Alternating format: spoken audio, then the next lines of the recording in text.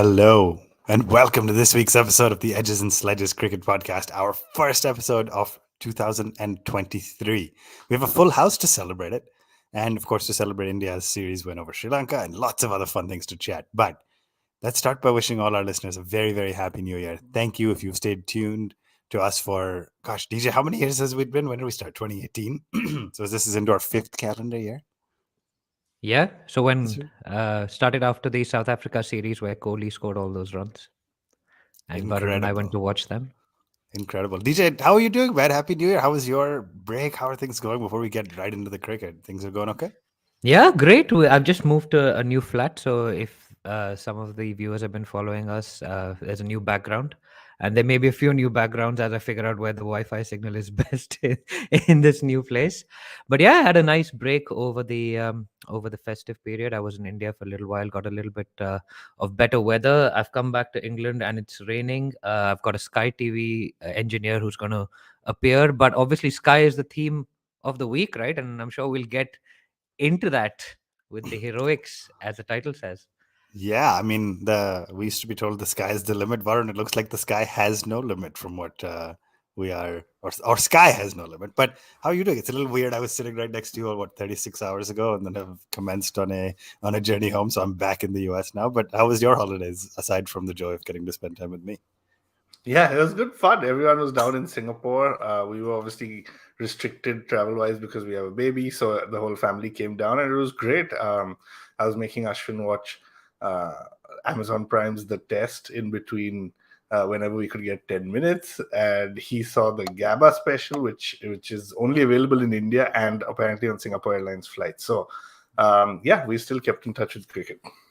Yeah, I mean, DJ, we'll talk a little bit about everything that's going on in the world of cricket and especially Rishabh Pant. But as Varun said, I got a chance to watch I think it's called Bando Mein Tha Dam, the India Australia Z5 production about the India Australia series, and Really? yeah, and Because I was in India, right? And I was watching the Sony Live Down underdogs just after the Pant news came out. so I Coincidence. didn't anyway. I didn't know. I didn't watch it when I was in India, but anyway, apparently it's on Singapore Airlines, and I had just enough flight time that I was able to catch it. But yeah, it gives me serious goosebumps, right? Like you got to relive Sydney, of course, Adelaide. You had to go through the low of Adelaide before you could go through the medium of Sydney and then the high of the Gabba, or the high of Sydney, let's call it, and the high of the Gabba. But specifically as it pertains to Rishabh Pant and the unbelievable impact he had. So, DJ, talk to us a little bit about. I haven't seen the latest. I've been on a plane for the better part of the last 24 hours, but obviously very, very, very, very disappointing to hear what about the accident with Rishabh Pant. We wish him well, of course, as some of his biggest fans, and hope for a speedy recovery. Any thoughts on kind of everything that went down over the holidays before we turn to the cricket? I mean, first of all, really shocking, right? On the 30th of January, I think it was, the news December, broke 30th of on, December. sorry, 30th of December, yeah, a day before New Year. The news broke that Rishabh Pant had been in an accident. And it's frankly quite unbelievable, right? Like this kind of guy who was the week before scoring 93 against Sri Lanka and playing a match winning knock. The news broke he'd been in an accident, and it was surreal, really. It was like, how can this like happy-go-lucky guy be involved in this? I mean, in a year where you obviously have lost Shane Warne, an unfortunate, and it was kind of like a horrific ending to that year. But thankfully, he's okay. There was some great presence of mind shown by him and good Samaritans who stopped. There was a bus conductor and a bus driver who helped him out. His car was devastated. It was pretty shocking. So we're glad he's okay. He's got injuries, of course. He's currently, I believe, in Bombay being treated for his injuries and the knee injury and the ligament injury that he suffered. But what really shocked me, Ashwin and Varun, was the media coverage. And I have to say, like, the Indian media has just lost its shit. It is absolutely appalling the way that it has been treating Rishabh Pant. Their videos of him being moved. He's had to be covered from head to toe in a sheet. There were videos of his X-rays being leaked. There were videos of his lacerations on his back. Eh, That's one thing putting up a picture of a burnt car, right? But there is a person behind that cricketer. And I have to say, these so-called journalists, and you know who they are, everybody knows who they are. That is the lowest of the low. It is I have to say, Indian cricket journalism has reached a new low if this is being accepted as being what mainstream journalism is. It is pathetic how he's been treated. His privacy has been invaded. His family's privacy has been invaded. Imagine you are a human being. Your confidential patient details cannot be leaked like this.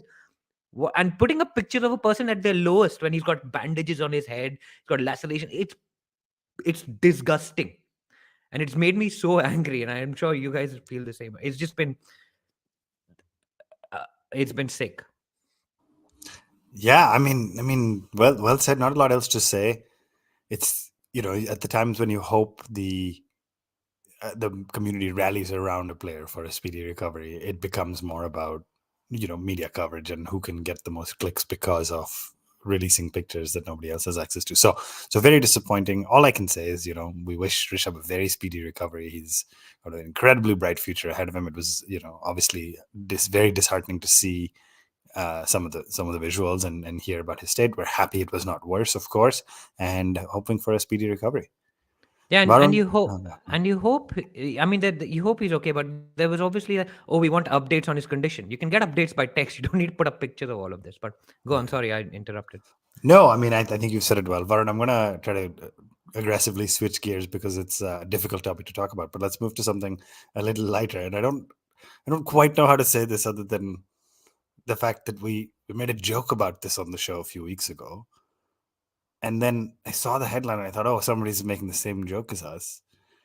And then I have realized Chetan Sharma has been reappointed BCCI chief selector, and of course, I don't know all the intricacies of it. We're a fan-run podcast. I don't follow all the details of how the BCCI operates and stuff. But somebody who got let go, and then we thought it was funny that he threw his name in the hat again. And not only did he reapply, he actually got reselected. I mean, any thoughts? I don't know. I'm speechless, to be honest. Yeah, the BCCI seems to be beating the corporate world, because in the corporate world, like, when you ask somebody to apply, you don't get rid of them first. You like tap them on their shoulder and say, "Hey, I got a job for you." Here, what happened is, I mean, I don't know the exact number, but let's say there were 5 people in that selection committee. They said all of you need to reapply for the job. Chetan Sharma was the senior most. He reapplied. They opened it up. There were 600 other applicants. 4 of the guys on the committee lost their job due to this, but Chetan Sharma came back bigger and better. So I thought it was a joke as well, and it was running in a lot of my WhatsApp groups, right? But turns out it's not a joke. Turns out it's true. The only thing that I can think of is that maybe Chetan Sharma was the guy saying don't play Rohit Kohli, and Rahul and the other 4 were saying play these guys. But otherwise, nothing makes sense. It makes no sense at all. You started a new era. You're looking at the future World Cups. You're looking at Hardik as captain. You're thinking about a new coach. Rahul Dravid has already been told his contract will not be extended. VVS Lakshman is likely. So there's change all around. And then at the helm of it all, Chetan Sharma is just the same. So yeah, I think Jay Shah and Chetan Sharma are the 2 guys who are going to retain their position for a long, long time. But other than that, I just don't know what to say. Yeah, it's interesting, right? Like, Kohli lost his captaincy, then it went to, I think, 7 different people over the course of 2022, somewhere for temporary series, etc. DJ, does it add up? Like, the guy, we had a pretty horrendous outing in the 2022 T20 World Cup. You can argue we reached fairly far, but you can also look at it and say we just about scraped through, right? And so it wasn't a great outing.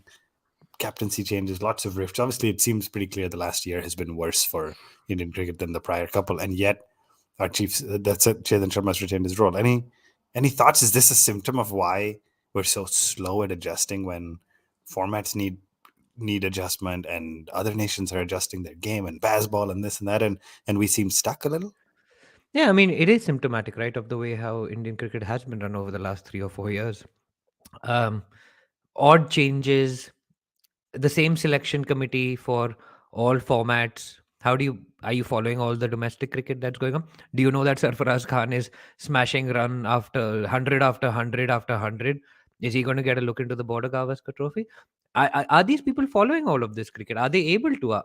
The bandwidth you need to follow that amount of cricket is insane. And are you then otherwise just picking the same players over again in the hope that they will just succeed? I mean, the whole drama with the captaincy and splitting it for white ball and red ball, and then now you've split it between T20 and ODI. It's crazy. It's like a badly run corporate, right? And badly run corporates end badly.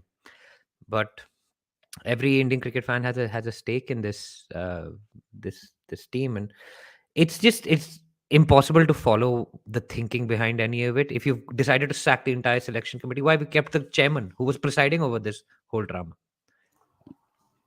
Yeah, yeah. I mean that's what I've been left a little speechless about. We will talk a lot about selection. We're gonna in the second half of the show talk about the India Sri Lanka series, the ODI World Cup probables, and some of the other stuff coming up. But Varun, I want to ask you specifically about one comment came up. It's no secret Suryakumar Yadav is in the T20 form of his life. I think he's still number one ranked batter. His frankly, I was watching the highlight reel of his century and it looked like it was live. I mean, there was no gaps between the balls that were selected for highlights because every ball almost felt like a highlight. But I want to specifically ask you about Gautam Gambhir, who has come out and said, put this guy in the test match team. And yeah, just go. What do you have to say? I was going to be angry, but I think you're going to unleash that for me. I I don't know. Gautam Gambhir's statement and a lot of other people, like I don't know who else, but I know there's a lot of noise happening that saying get him to play tests is, I feel, the biggest problem in Indian cricket. What makes you believe that a guy who is hitting 300s in T20 in the last 6 months and has changed the face of Indian T20 batting is going to come out there and and do what? What is he going to do? You've got enough guys, like you're getting a Shreyas Iyer and he's doing well, and there are so many people in Ranji. What is he going to do? Is he going to play Rishabh Pant's role? You already have a Pant for that. It just angered me so much because you know what's going to happen? He's going to play a test match and then his T20 form is going to go down, and then he's going to come out and say tests are the real pure form of cricket and every cricketer dreams of playing test cricket for India. And then he's going to have like 1 or 2 50s, 2 or 300s, and his T20 form is going to go down. So I totally disagree with that statement. I don't think Sky should be playing tests. I think Sky has started at 30. I think he just needs to focus on ODI and T20. I mean, for God's sakes, I don't even know if his ODI place is cemented. And you're talking about tests. So why don't we just focus on how do we get him in the ODI squad and make him the best limited overs cricketer India has right now? Yeah, well said, man. I couldn't agree more. I think it's just such a classic symptom of our fundamental problem that okay, great, he's doing well in one forward, throw him in the other. And I think you said it really right. DJ, before we take a quick break and talk about the second half, the World Test Championship right now. And so there's a lot going on, and we'll pivot and talk limited overs later. But Australia has just won their series against South Africa 2-0. New Zealand, Pakistan ended their series in a draw, but interesting. But I don't think that changes much because they're 7th and 8th in the table. Australia arguably look like they have all but qualified, and India, it seems like, if I'm reading it correctly, will be pretty guaranteed of a way through with 2 wins against Australia. They're mathematically reliant on other results if they lose the Australia series 1-2, and if we lose it 1-3, and then all the match ends. But how are you? Let me just ask you. In the future weeks, we'll do a deep dive into the Border-Gavaskar trophy. But we got a question from one of our loyal weekly listeners on YouTube Live, and that's Kumar Sanu, who says, please weigh in on the upcoming Border-Gavaskar. Quite nervous with Pant out and our top order's lack of form match practice. So talk to me about that. How are you feeling at this point with over a month to go, but about the Border-Gavaskar trophy in general? Oh, right now I'm excited because all these compilations have been coming out on Twitter of the 2017 series, all the spice, the brain fade stuff. Oh man, honestly, like Kohli as captain was really next level, man. Back then, that was his prime kind of. We are going to show the world that was a great series. I think at the end of that series, He was like, there were friendships that we had with the Australian team which will never be the same again. Probably referring to Maxi, who mocked him for his shoulder injury. It was a great series. I mean, this is where Kuldeep made his Test debut, if you remember, picked up all those wickets. But right now, I'm just super excited about watching all the compilations because it is. I mean, forget the Ashes. The Ashes are a joke because England never wins in Australia. They haven't won there for like a decade or something. Australia compete when they're in England, and it's so. I mean, it's fine. But Border-Gavaskar, both countries are so close together. Whether it's in India, whether it's Australia, the last series we had were absolutely epic. And something special happens whenever there's a Border-Gavaskar trophy. Something special happens. I can't remember a dull BGT, right? Like there's always something. Like there was a Lakshman Ojha partnership, if you remember 2008, 2009. There was Sydney May Monkey Gate 2008. There's always, I can't remember a single dull series, right? Coming to the question, I mean, obviously, it's very hard to talk about the Pant issue right now because we just want him to get better. We just want him to get fit. We just want him to be well and recover. But he is our best player of spin. He has been for the last few series. He's been one of our best test batters. He scored hundreds, he scored 90s. I mean, along with Shreyas, he would have been the fulcrum of that batting order, right? And he's been good behind the sticks. Now, who are we going to bring back? Is it going to be Saha? Let's talk about Ishan Kishan. What if Kishan drops a crucial catch at a crucial juncture? It's Samson, Rahul. Who's going to keep wicket? It's a huge question. I see Varun's getting excited. Maybe Sky can keep. Maybe they should Stop make it. Sky Stop keep. it. Yeah, No. in red ball cricket. We're getting questions about if Surya played Test, which I'm putting up on the screen, but I'm not going to engage. You know, Sarfaraz Khan can keep wicket. I think he's Delhi's designated keeper for this year after Pant. Yeah, so there's just taking a slight detour from the test thing is Delhi doesn't have a backup wicket keeper. So like my bet is that Ricky Ponting has just called Lalit Yadav or Ripple Patel and been like, "Come on, man, get those gloves on or something." But yeah, Sarfaraz Khan is could be a backup keeper. I mean, that could be the Varun. There are crazy things have happened, but like sometimes for a side with as much depth as India, you just need a way in. And if he has the ability to don gloves, I don't know enough about Sarfaraz's keeping, but his batting very clearly does justify his inclusion. But maybe he just needed a way in. I think it's too much, man. I think in India, keeping against spinners versus Australia, waiting to. I mean, I think the situation is such that if India draws the series, we still make it. And so Sarfaraz Khan needs to come in a situation where he can just focus on batting. For him to now become the primary wicket keeper and focus on batting is to me it's not a good idea. So who's going to keep? Are we calling Riddhi back? No, no. You never look Yes. back, dude. You only look back for Kedar Jadhav. That's it. You never look back for Keja for 23, dude. He's coming. He's Can like from Keja keep? 23. Keja can keep. That's the scary part. Keja is a 40 cricketer, right?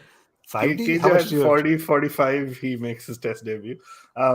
No, I don't know the answer. It should not be Saha. I thought KS Bharat was being groomed as the test replacement, but haven't heard or seen much of him. And there you see SS98 has said KS Bharat as well.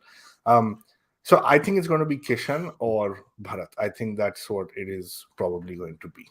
All right, we're a little behind on schedule to take a quick break, but Varun, before we go to break, Rohit Sharma pretty clearly will open the batting as captain. Who is going to accompany him? Is it going to be KL Rahul or Shubman Gill? It's going to be KL Rahul because it's always KL Rahul. And Rohit Sharma is going to open the batting and then get injured in the fourth test and miss the World Test Championship final because that's also what Rohit Sharma always does. I mean, you heard it here first. Varun is always the one with the big predictions. So you heard it here first. With that, we're going to take a final comment just for Varun's sake from Kumar Sanu, where he says Keja is infinite dimensional. So not 2D, 3D, 4D cricketer, but infinite dimensional. But with that, we're going to take a quick break. We'll be back to talk about India, Sri Lanka, and a little bit more about white ball cricket. So don't go anywhere. Welcome back to the Edges and Sledges Cricket Podcast. Thank you again for joining us. Happy New Year to everybody. If you're watching this on YouTube, make sure you hit like and subscribe. And if you're listening later, send us all your questions at One Tip One Hand on all social medias. Varun, India versus Sri Lanka, 3 matches. 2-1 was the series result, arguably a little bit closer than you want it to be in at home against a Sri Lankan side. Quick summary of the overall series. We won't go through details of match by match, but really highlights were Sky and Axar. And interesting to hear your thoughts on Hardik Pandya as a skipper. I think just kind of trying to cement his place as the T20 skipper. Overall thoughts, Varun? Yeah, Hardik Pandya did that interview right in the semi-final, like DJ said. That was the best line for me in the last few months. So he did his interview, he got the acceptance letter, and he's now started the job. So I think no complaints with Hardik Pandya. Yeah, there were a couple of times where you thought he's going to get injured and stuff, and so that worried me a little bit. But Hardik Pandya is the guy to do this. He's had a phenomenal 2022. It's also the best way to move out from the old guard and bring in the new. So no doubts there. And like you mentioned, I mean, I think this is I think there's only 1 year in the last 20 or 30 years where India hasn't played Sri Lanka. So this is like par for the course for us, starting off the year with the Sri Lanka series. 1983 was the last Yes, time we I didn't thought play I Sri Lanka. remembered that. Yeah, was the last time there was no. I mean, we weren't even born. And that's then, so 40 years. That's insane. yeah, so in our cricketing lifetime, we have seen India Sri Lanka every year. We have promised we will not watch it, yet we do every year for the last 39 years. So good series overall, young squad. I mean, we can get a little bit into it, but you mentioned a couple of guys, Axar, Patel, for example, stepped in really well. Like, what happens, man? Does he have a permanent place in this side now when Jaddu comes back? I don't know, but I like the fact that he's doing well. I think that's a lot of credit to him. Yeah, so let's double click a little bit, right? So Axar had a good first outing, right? DJ, the first T20, honestly, probably had no real business winning. We made only 162. Top order didn't do well. Kishan got a little bit of a start, looked a little scratchy. Huda and Axar saved us a little, right? I think at one point it was 94 for 5 when Hardik got out. In the last 6 overs, we batted it over 11 runs and over to get something respectable. The two things I want to ask you about is Shubman Gill, Sky, Samson all failed. And yet the guy who got dropped going into the second and third matches was Sanju Samson. Thoughts on that? Is that harsh? I mean, I think we were all very happy to see Rahul Tripathi come in, and we'll talk the next ODI, next T20s later. But was that harsh on Samson when the whole top order fails? He was injured, no? His knee, he didn't get went dropped. into the ground while fielding, so he was dropped for fitness. But now it'll be tough since Tripathi has come to the party. And how? Fair enough. Let's talk. So thank you. Good correction. We're getting some of those in the comments as well. I missed that in the holiday travels. Let's talk a little bit about the bowling then, right? Shivam Mavi, right? You can look back and say didn't necessarily have the best overall series, right? But you can also look and say picked up 4 for 22 in the first T20 match. Umran picked up 2. So I'm going to come back to Umran later, but let's talk about Mavi. Right, he was that with Nagarkot. He was that under 19 next big thing, and then kind of disappeared a little, injury, a lot of different things. Were you happy to see him back in the side? Yeah, back. No, it was his debut. He and Gill. I mean, back in the India setup. Yeah. It was nice because him and Gill actually made their debut. You don't realize that Gill has not played international T20 cricket. He's been around for so long, but him and Mavi made their debut in the same game, in this Sri Lanka game, and it was nice to see them. He did really well, 4 for 22, bowled with decent pace, and I think one of the best memes I saw was, you know how he bowls, he looks up before he delivers the ball. It was like there was a meme which said he was like praying to God, like let this ball get a wicket or something. It's quite funny. But yeah, he did well. He batted really well in the second game. Surprisingly, he got like he scored at like 300 strike rate. I'm sure his Basra Varun will tell us what it is, but it was pretty impressive. And sorry, clearly I think India are going, and Hardik wants that pace differentiator, and I think Mavi's got to build on his pace a little bit. But Umran, man, we will talk about him. Yeah, but happy to answer your question. Happy to see Mavi in young blood, young look to the team, and that's good. I mean, you can only push Bumrah and Bhuvi for that long, right? Yeah, agreed. But Varun, I want to continue talking about quicks, but kind of transition into that second T20. So in the second T20, arguably a little bit of a misstep to not bat first, but Hardik chose to send Sri Lanka in, and they ended up making 206 for 6. Some unbelievable hitting from their skipper Chanaka at the end, which is a discussion for another day as to whether or not or why he doesn't have an IPL contract. But I want to ask you about a couple things, right? Harshal Patel got dropped, and a lot of like social media and us as fans, we all have fairly short memories, right? At one point, it was but Harshal and Bumrah were India's two fast bowlers that were guaranteed spots in the side. And now we're sitting here saying Harshal's slower balls are just being picked up on now. And so he goes out, in walks Arshdeep. And Arshdeep bowls 5 no balls, right? 5 no balls. In a match where we fell short by 16 runs, arguably that was really the difference. So Varun, thoughts on that? That's a tough outing for a guy who has had a really good run, right? Yeah, it is. But let's talk, like, both of you talked really highly of Shivam Mavi. So what happens now? Like, so what's the plan for Shivam Mavi? He just plays Sri Lanka and then goes to Zimbabwe, and by the way, after shows his up 4 in for 2020. 22, after his 4 for Yeah. 22, he went for 0 for 53, right? So to your point. Yeah. So my point is, India's top 5 bowlers never play together. Never. Okay. Whether it's injury, rest, whatever. So they never play together. You started saying Siraj has got potential for T20s. He's nowhere in the mix. Now you brought Shivam Mavi in, and that's why I said, what's the plan? Is he just going to play Zimbabwe under Shikhar Dhawan and then show up in 2025 after India's attempt at a 2024 World Cup? Or is there a plan for him? Like, are you going to do it? So similarly, Harshal was the bowler for the 2022 T20 World Cup. And I can't remember, but I don't think he played a match, or maybe he played one match. So now Arshdeep is in. Now Arshdeep has come in and he's bowled 5 no balls. Okay, it's terrible. It's unacceptable. But now, what are we doing? Are we questioning Arshdeep? And I'm just so confused. So yes, you're right. It was unacceptable. Hardik Pandya said it's unacceptable. But for everyone who's out there and feeling hatred towards Ashdeep, just go back and watch that ball to Babar Azam in the first over of the match, and you'll realize that it's okay. 5 no balls is okay. Bumrah has bowled no balls. Give people a chance, and I think I think Bumrah is the only certainty as such. But I like the fact that Ashdeep is playing. And then, since we're talking quicks, Umran Malik. I mean, everyone has said you need a tearaway fast bowler who can just kind of come in and rip the stumps out of the ground. So invest in him, man. Like make sure he's part of every setup. Don't create more confusion. And Harshal can always go and play red ball cricket, right? I mean, if that's the model. So with Sky. Yeah, with Sky, exactly. And So what Harshal, about Sky, and Cheher? Krishnan. Cheher is missing. So that's what I'm saying. Shardul is not in the picture. Cheher is not in the picture. Everyone's getting injured, coming back, workload management. It's just too confusing for me. I have no idea what's happening.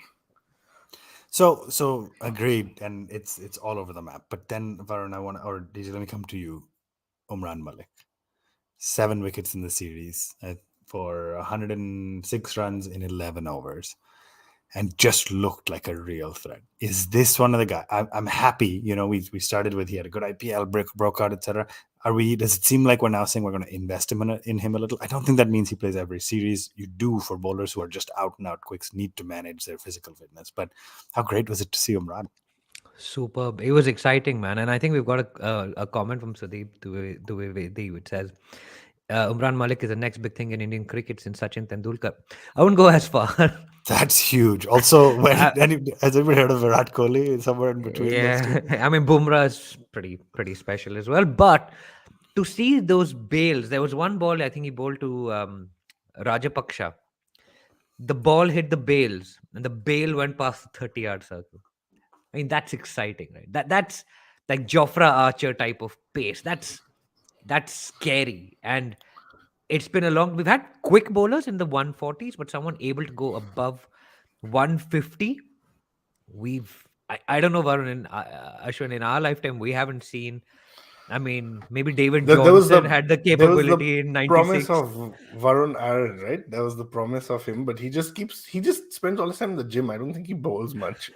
He just spends all his time in the gym. But yeah, I think almost 50% of his wickets were bowled, right? That's a great stat.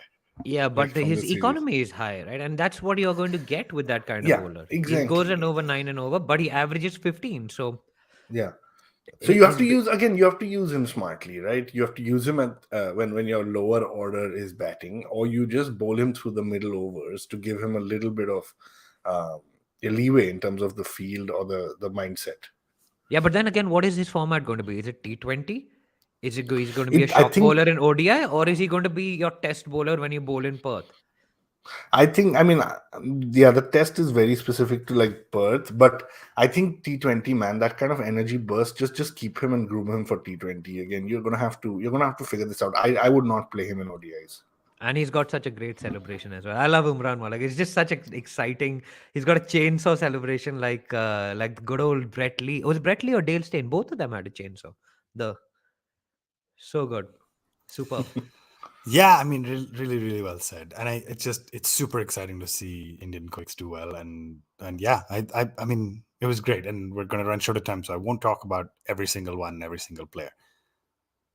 Varun, let me just ask you. There was a period, and I was trying to look up some numbers. There was a period, kind of, well, let's call it 2012 through today, or 2019-20, when we, and in 2018, 19, 20 for this podcast, when every time Virat made like a 50 or sometimes a century in ODI, we would kind of skip over it because that was a given. And we would talk about the other guys around him because we were just like, yeah, of course Virat should have again. I'm starting to get to that point a little bit with Sky when it comes to T20s, which is so crazy, right? He's been called Mr. 360. He's starting to get comparisons to AB. Now I read a stat that said, as of today, Sky has one more T20 international century and one less half century, so about the same net, as Chris Gale in 32 fewer innings. Like, Yeah, so that's the impact, right? That's the impact. So I think suddenly, when you think of Sky, like I think actually the best comparison is AB, and what I would say is it's like entertainment unlimited. So keep doing that. Like as fans, we just want to see that, and that's what lights up bilateral series. But the only thing to Sky is, man, just make sure in the knockout games you you, you somehow put your mind to it and play. Don't change your style of playing, but just be careful and play like I don't know what's the right word, but AB de Villiers has not won a trophy, right? I don't want Sky to be like that. So this is why I'm just trying to say, like, pick your time to go crazy, entertain us, but just make sure you do it in the big matches because that's where it'll count. yeah, and so DJ, it was a very difficult to watch kind of partnership between Gill and Sky yesterday a little bit, right? Or whenever you're hearing this, but in the 30-20.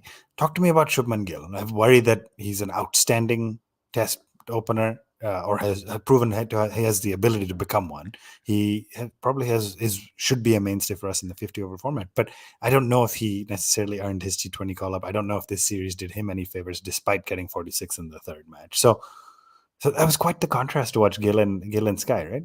Yeah, and I mean the whole point is you don't want anchors, right? Gill is not even the best anchor you have. Kohli is, followed probably by KL Rahul. So I mean, I know it's all about looking to the future and stuff, but I mean, Kohli's probably going to be fit enough to play till 2024. So if you want an anchor in there, let him open. Why is Gill opening? And it was he doesn't the way he's been getting out. I think he got out to Hasaranga yesterday in the 30-20. It wasn't great. And Sky was just picking it off. But maybe yesterday he struggled to start off with, right? But that kick never came. And when that kick should have come, he got out. So yeah, I mean Ruturaj is sitting. I'd say he's ahead of Gill as well in those stakes to open the batting for India in T20 cricket. He is a better anchor than Gill as well. So maybe it's the Gujarat Titans effect. I was just gonna Mavi is a say it's Gujarat when Titan. when your captain is in the good books, or when you're in the good books of the future captain, and his stars are shining. Well, you've seen Raina, Jadeja, all of these guys, right? Ashwin It's not it's during not Dhoni. new. Yeah, And and Chahal and Siraj, stuff under, yeah, Siraj and Chahal, Chahal correct. during Kohli's Yeah, reign. exactly. So it's not uncommon, but I agree with DJ. I don't. I mean, there's a reason Gill hasn't made his debut till now, and I don't think he should be our T20 opener. Right. So Varun, as we wrap up, and we're a couple of days away or from starting some ODIs against Sri Lanka, and the rest of kind of the next few months outside of the Border-Gavaskar will be focused on ODI World Cup preparation. I think I realized 8 players who were in the T20 squad did not did not go on to the ODI squad. As Rohit and Kohli and kind of some of our mainstays come back, Siraj, Shami, Bumrah, Rohit, Kohli, etc. I'm going to run through the list really quickly, and you tell me if we're missing a trick with any of them. Tripathi, Samson, Gaikwad, Huda. Then you have Harshal, Mavi, and then Mukesh Kumar and Jitesh Sharma, who both came into the squad. So call it 6 players who are really playing. Is it the right decision for us in Sri Lanka ODIs to go back to a team that's Rohit, Rahul, Kohli, Sky, Iyer, Hardik, Axar, and then Shami's, Bumrah? I'm just running through and trying to decide my 11 as we speak. But thoughts on using that kind of a 11 against Sri Lanka? I mean, you have to, right? Because that's why I said the whole Shivam Mavi question. What's the plan? Like you've named these probables, and it's pretty much exactly the names you mentioned. The paces are Arshdeep, Umran, Shami, Bumrah, and Siraj. So you better play these guys, right? Like it's just that there are like 9 months to go for the World Cup, and you better get these guys in. You better get them playing together. We talked about it with the FIFA World Cup, right? Those 11 guys don't play together majority of the year, or majority for 3 years, and in that 4th year they come together, and it takes time. So if that's your probable squad, then play them, man. Don't need to keep picking backups or fresh people. And Dhawan was notably missing from that ODI probables list as well. Yeah. So DJ, let me quickly ask you: Is this the end of the road for Shikhar Dhawan in ODIs? Big question, right? I mean, captain of India one day, and then just putting up Instagram reels of you working out the next day, right? That's what Dhawan seems to be doing. Motivational videos and all for himself. Difficult. Yeah, he had a tough 2022, I think. I can't see him in the mix for the World Cup if they've come up with this 20-person squad and he's not in it, and he's not in the. If he had to play any series, it would be the Sri Lanka series, right? I mean, he would have been the captain for the Sri Lanka series if it wasn't a World Cup year, probably. So he's been treated pretty poorly by the selectors. I mean, till 2022, halfway through, he was making reels with Rahul Dravid, walking out and giving thumbs up and all, and now it's Yeah, so it's the same clarity of thinking, right? Like he's your captain. He is your captain when Rohit is not captain, and now he's not even in the probables. Like, based on what? I mean, Yeah, I and agree he shouldn't be there, but why did you make him captain? What the hell were you thinking? yeah, and by the way, with Rishabh Pant out, with your top 6 likely to look like Rohit, Kohli, not in order, whatever. Rohit, Rahul, Kohli, Gill, Sky, Iyer, Hardik. You've got no lefties. yeah. And we've said this Yeah. so many times. But- It's true. Either you're going to force Ishan Kishan back, and he had a But good. like the thing is basically Rahul is not an opener in ODIs, right? They've Yeah. for some reason made that decision too. So I think that's where Kishan now with especially Kishu if double Pant is- 100. Yeah. No, fine. So he had a great outing that day. But you're going to play him, and then do you force Sundar back in? Do you play Axar up the order? How do you manage your lefty righty balance? But those are discussions for Crazy. other days. World Cup is very far away. Yeah? Don't worry. Rohit said. Yeah, we're getting some comments in, and Tropical Eskimos on YouTube has said that ODI World Cup's is far away, but it's not really. And we need a plan. There needs to be a plan. On that happy note, guys, I think we're going to wrap up our first episode of 2023. It's in the books. Thank you for joining us. Congratulations to Team India on a good series win. Again, Sri Lanka, excited for the ODIs to come up, but yeah, really gearing up for the Border-Gavaskar trophy. We will preview the 4 tests in depth as we get closer to it. It has always been a pleasure. It has always is a pleasure. And please write into us at One Tip One Hand, Twitter, Facebook, Instagram, and then on YouTube if you're listening live or later to post your comments. We read every single one. We try to engage with them. This is the Edges and Sledges Cricket Podcast, signing off our first episode of 2023. Thank you for joining us.